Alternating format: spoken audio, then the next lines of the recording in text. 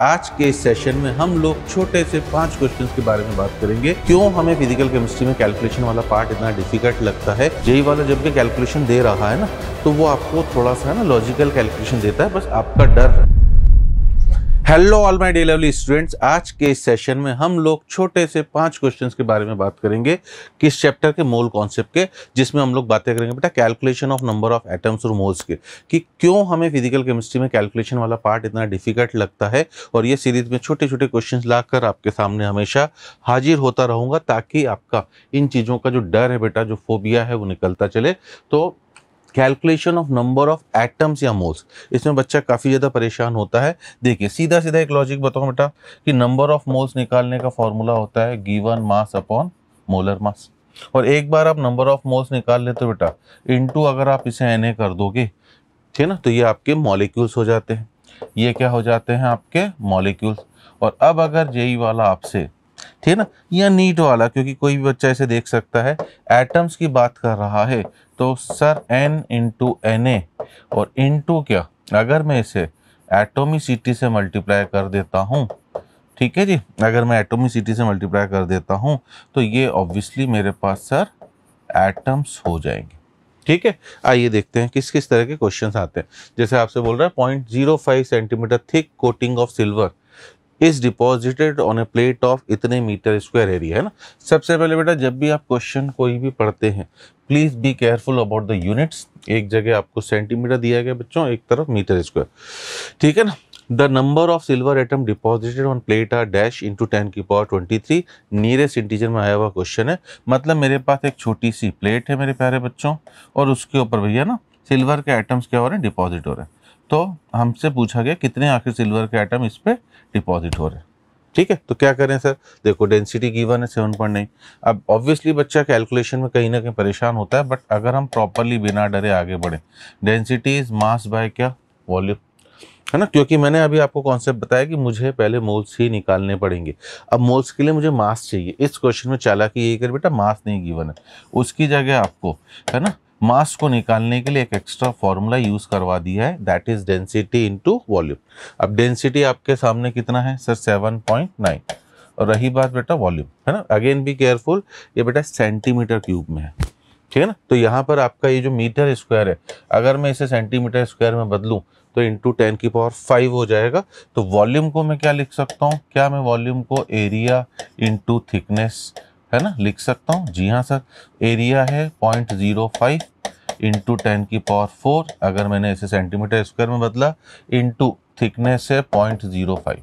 तो आप देख सकते हो बेटा, ये डेसिमल के बाद 2 प्लेस, ये 2 प्लेस कैंसिल होकर 10 की पावर 4 गया। मतलब सर केवल 7.9 को 5 से मल्टीप्लाई करना, सर ये तो बड़ा ही आसान है। अगर 8 होता तो 8 5 जा 40 होता बेटा, अभी ये सर 39.5 हो गया।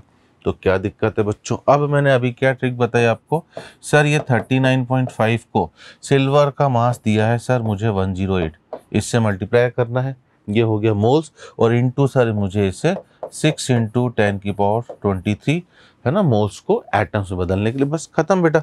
अब 10 की पावर 23 ऑलरेडी आपके सामने है, मतलब आपको केवल इस वैल्यू को देखना है, इस वैल्यू को, इस वैल्यू को, इस वैल्यू को। अगर मैं इसको इससे डिवाइड करता हूँ बेटा, तो 6 1 जा कितना आपका 6, ठीक है ना, बचा आपका 4 48 18।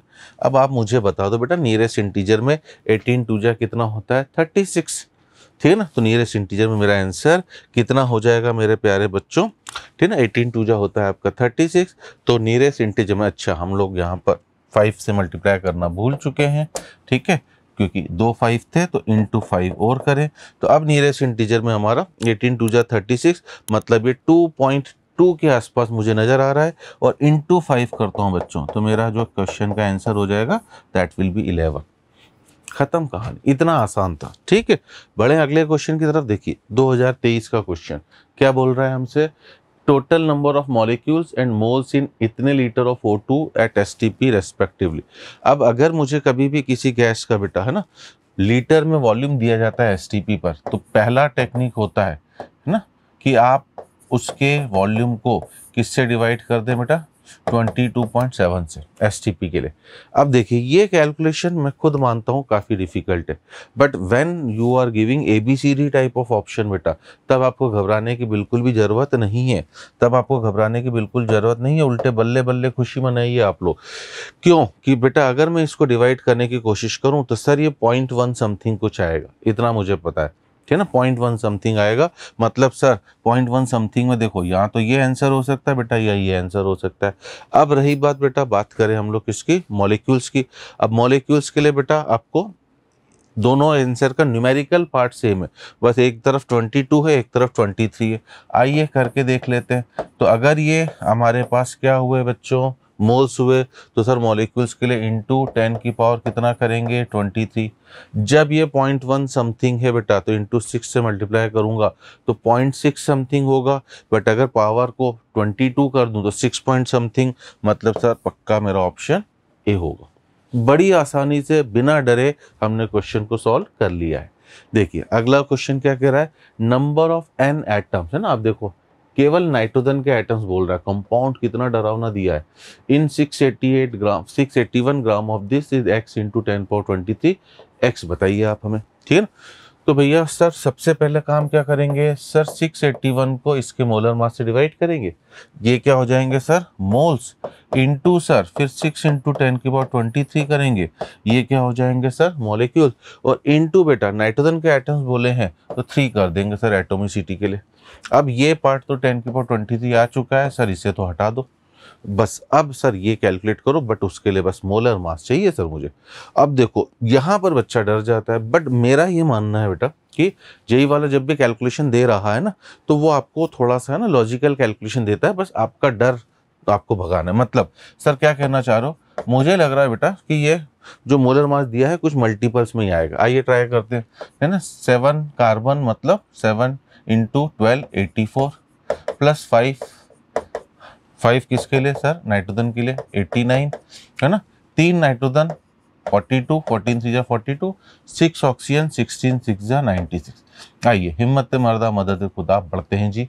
4 + 5 9, 9 + 2 11, 11 + 6 कितना, है ना 17, कैरी ऑन 1, 8 + 1 9 + 4 13, और 13 + 9 22।